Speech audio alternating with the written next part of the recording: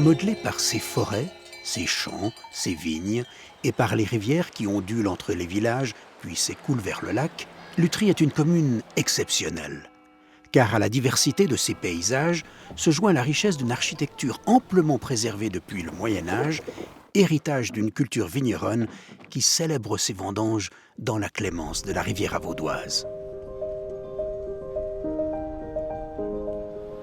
Lutry était déjà fréquenté il y a plus de 6000 ans, comme en témoigne une série de menhirs.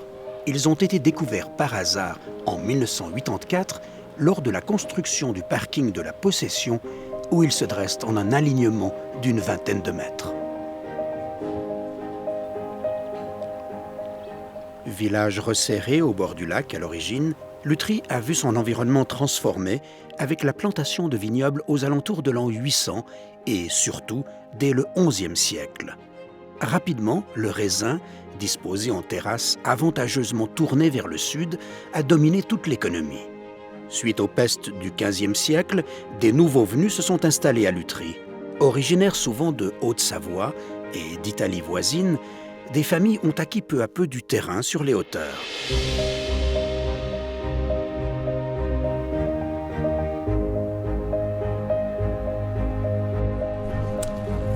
Mentionnés déjà dans les annales il y a plus de 400 ans, ces vignerons s'appelaient Bujard, Dantan, Blondel, Aguet, Bron, Lavanchy, Bolomé, Burnier, Dizeran ou Pachou, des noms représentés aujourd'hui encore dans la commune où vivent certains de leurs descendants. On cultivait sur les hauteurs, puis le raisin était descendu dans le bourg pour y être pressé, comme cela se fait encore.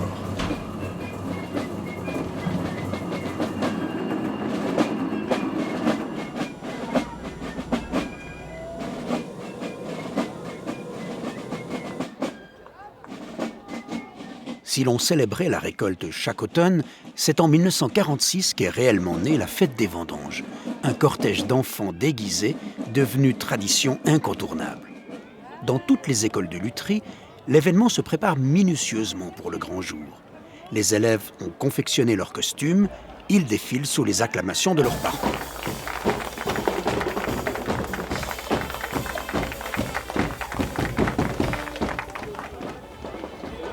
Organisée dans le Vieux-Bourg, la fête des vendanges est le rassemblement de toute la commune, qui compte 9900 habitants.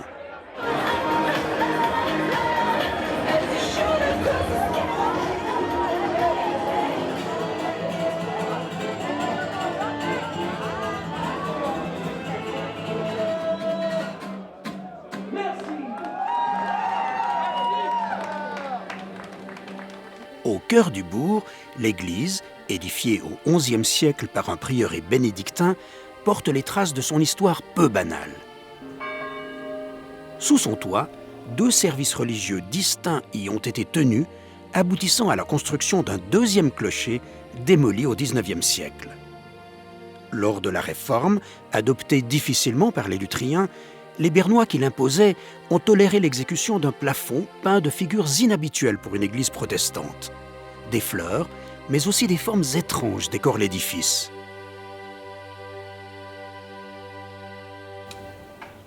Au XIIIe siècle, un mur d'enceinte est édifié pour protéger le bourg. Mais très vite, avec le développement urbain, les habitants se sentent à l'étroit et seulement quelques décennies plus tard, ils étendent leurs fortifications à l'ouest jusqu'à la limite du Grand Pont, créant ainsi ce qu'on appellera le bourg neuf. La petite cité épouse désormais la forme qu'on lui connaît encore aujourd'hui. Sur les restes des premières fortifications, des maisons ont été bâties dans un souci d'utiliser le peu d'espace disponible au sein du bourg. Le château, transformé dans sa forme actuelle au XVIe siècle, abrite l'administration communale depuis 1942.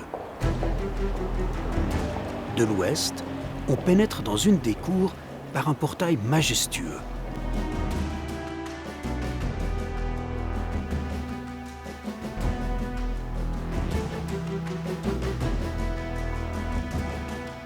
Plusieurs locaux du château peuvent être loués par les particuliers pour des manifestations privées.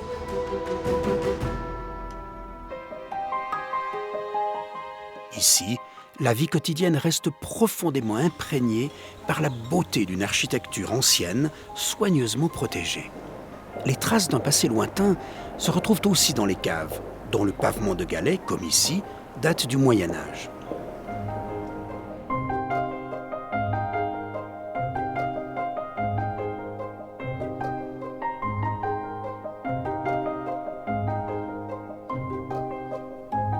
À chaque coin de rue, des marques de l'histoire. L'armoirie des Crouzat, anciens propriétaires du château, qui le léguèrent à la commune. Des dates, des signatures.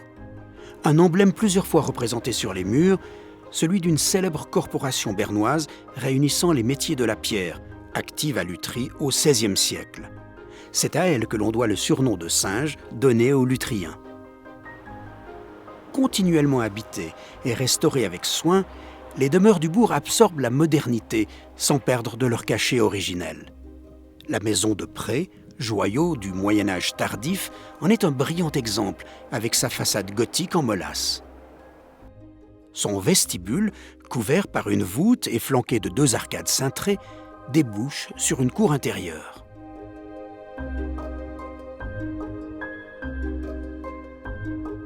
La présence d'artisans et de petits commerces dans ces murs séculaires contribue à la qualité de vie dont jouissent les Lutriens.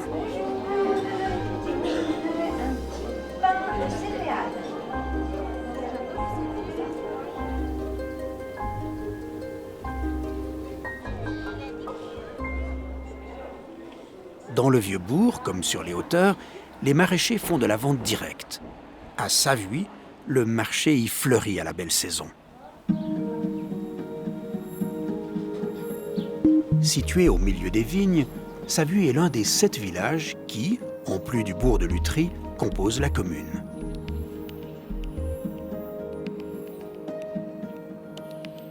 Le Châtelard a peu changé.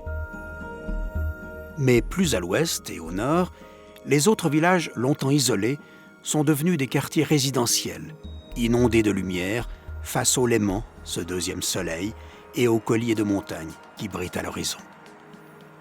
La conversion, Corzy, apparaît sur les cartes anciennes du XVIIe siècle, tandis que la croix sur Lutry n'existe guère avant le XXe siècle. La route des Monts de Lavaux, qui en constitue la principale artère, a été construite entre 1873 et 1882. À partir de 600 mètres, les vignes disparaissent. C'est à peu près à ce niveau que passe l'autoroute du Simplon, qui scinde la commune.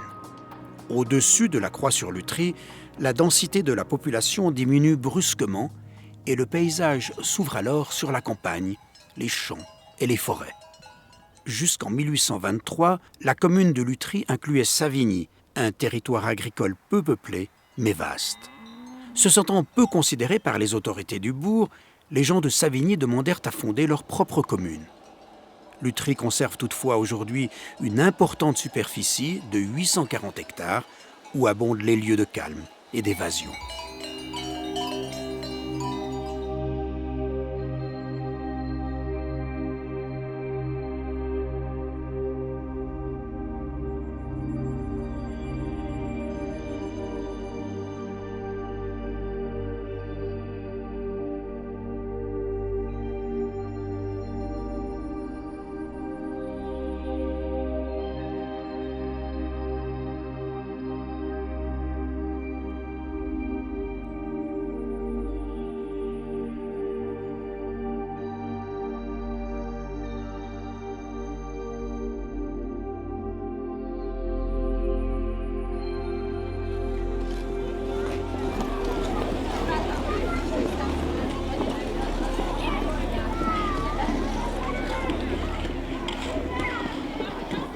À l'ouest de la commune, Corzy, appelée autrefois Corzier, était une seigneurie qui possédait entre autres le château de Lutry.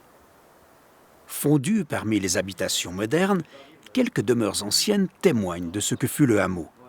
C'est ici que le peintre Walter Mafly a établi son atelier dans les années 40. Éperdument amoureux de Lavaux, il a peint la région des centaines de fois et est devenu une figure marquante de Lutry. À plus de 100 ans, l'artiste peut se flatter d'avoir dans le château de Lutry une salle et un caveau vigneron à son nom, garnie de ses tableaux. J'ai tellement voyagé que c'est ici, pour moi, c'est le plus beau.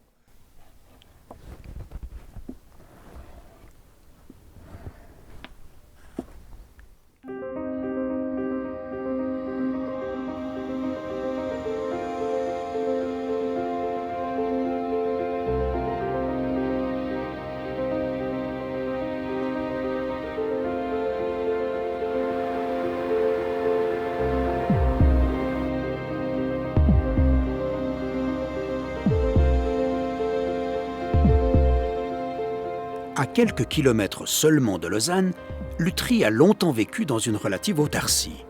Jusqu'au début du XXe siècle, bon nombre de ses habitants ne se rendaient que rarement dans le chef-lieu vaudois. Les nouveaux quartiers, comme Taillepied, comptent désormais de nombreux pendulaires.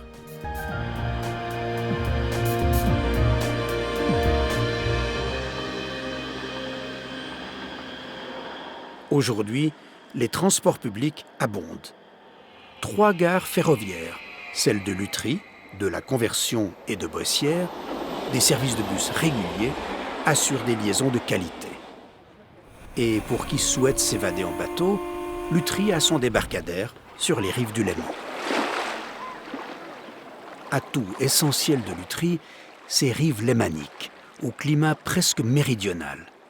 2 ports de plaisance en sont le panache.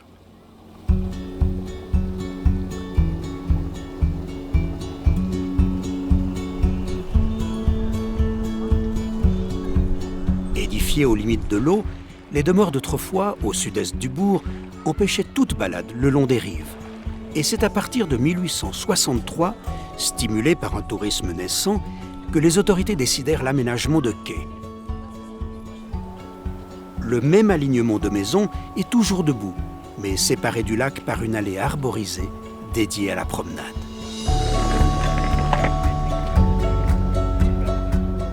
Vers 1874, la plage a été aménagée. Gratuite, ouverte à tous, elle est le couronnement de l'été lutrien.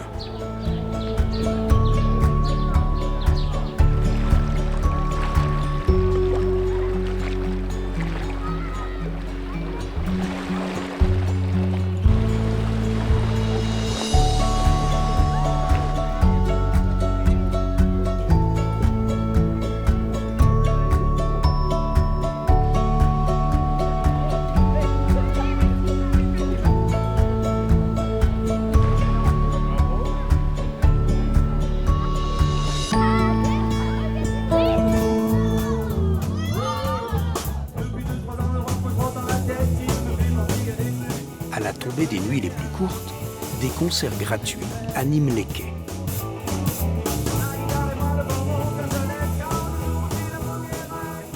Un peu plus loin, la Villa Maigret ouvre ses portes. Dans cette splendide maison de maître, un cabaret, l'Esprit Frappeur, accueille les belles voix de la chanson française. Vous êtes à la table numéro 8, donc droit devant vous. Voilà. Donc voilà, il y a plein de monde. Rien que d'y penser, j'ai la peau qui frissonne. Elle vous dit je t'aime en braille, elle vous dit je t'aime en braille. Si vous trouvez comme en filigrane quelques lacons bleu ciel. Devenu maître dans l'art de tirer les bonnes cartes, Lutry a su allier les charmes du passé au confort du présent, un alliage de stabilité où se ferait son avenir.